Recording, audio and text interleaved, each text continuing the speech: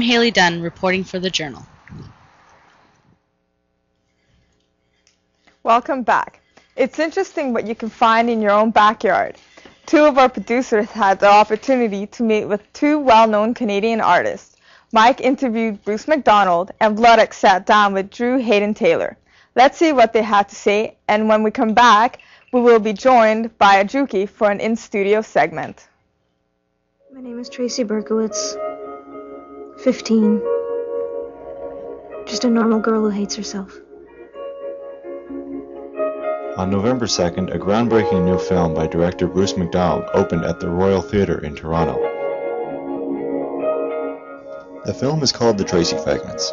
Shot in 14 days and based on the novel by Vancouver writer Maureen Medved, the film was groundbreaking as the first to use a technique called Mondrian multi-frame images through its entire length, placing multiple images and viewpoints on screen at one time.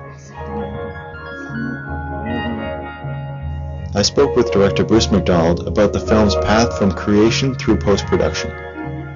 A friend of mine gave me a copy of the novel called The Tracy Fragments. He thought I would like this for some reason, and so I read it and loved the writing and the character, and so I thought, this might be a good movie.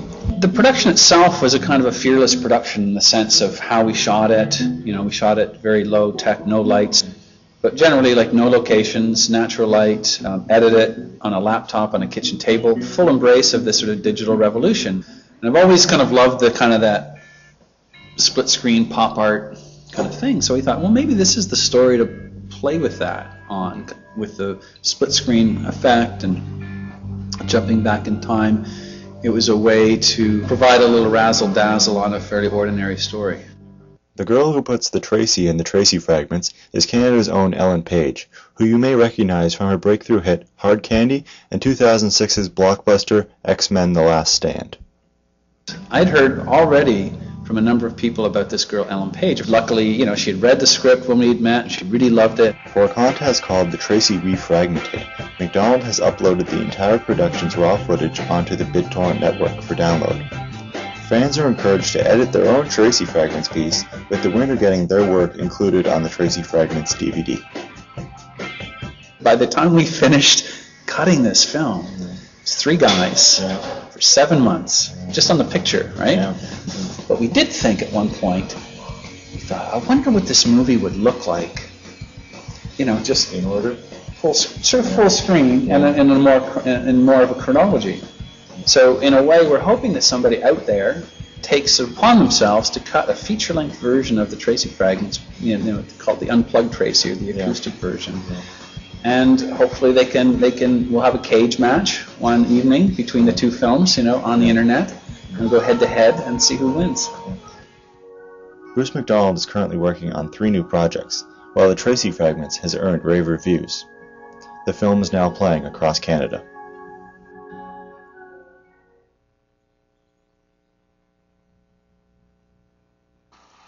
On Wednesday, November 28th, an award-winning playwright, journalist, and author, Drew Hayden Taylor, attended Centennial College for a brief conference. He talked about writing and storytelling with the students. I guess I'll start off by saying I'm one of those rare breeds of animals you will come across occasionally called a professional writer. That is to say, I do not have a day job. I do not spend my afternoon saying, would you like fries with that? So we do exist. And one of the things that has allowed me to exist as a freelance writer is the fact that I work in every possible genre.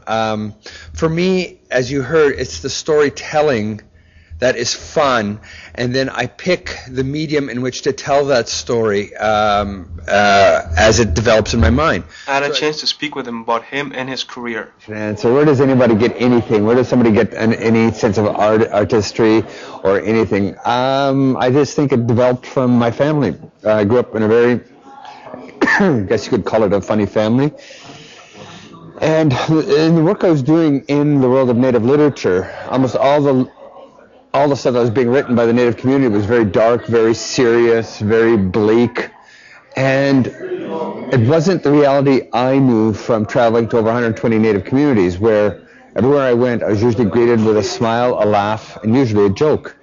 So I sort of thought, you know, theater and literature and art is supposed to represent all the different facets of a community, and we've been so preoccupied with detailing all the things that have gone wrong or been forced upon us as Native people that we've forgotten to explore and embrace what has allowed us to survive, which in my opinion is our humor. One of the two things that really got me interested in exploring the world of Native humor come from actually it comes from a quote I heard from an elder from the Blood Reserve in Alberta, because I was in the midst of studying all this dark and depressing Native literature, and in fact Thompson Highway, a very well-known Cree playwright and author, has this quote he likes using in discussing Native literature. He says, "Before the healing can take place, the poison must be exposed." Well, I mean, I never wanted to be a writer. In fact, I was openly discouraged from being a writer, and that happens with every writer. I don't, very few of us have an environment around that says, "Oh yeah, go out and be a writer." In fact, my grade 11 English teacher said, I asked him if it was possible to make a living from creative writing, without even looking up from his desk. He said, "No, not really." So it wasn't until my late 20s that I actually became a writer. And my very first writing credit, and goes before you guys were born, was an episode of a television series called The Beachcombers, and that really dates me. And it was so in my case, it's not so much me chasing my art. Literally, in my case, my art chased me. I was ready to walk away from being a writer or any of that, but a number of circumstances happened. People wanted me to do this, wanted me to do that, that I literally woke up one morning and was a writer.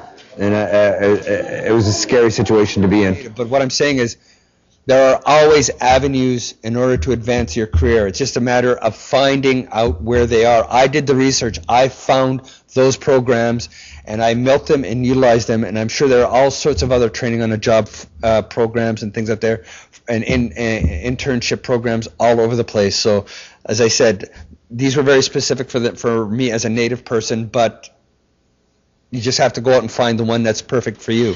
Well, there you have it. Drew Hayden Taylor, First Nations author, playwright, and journalist. I'm Vladek for the Journal.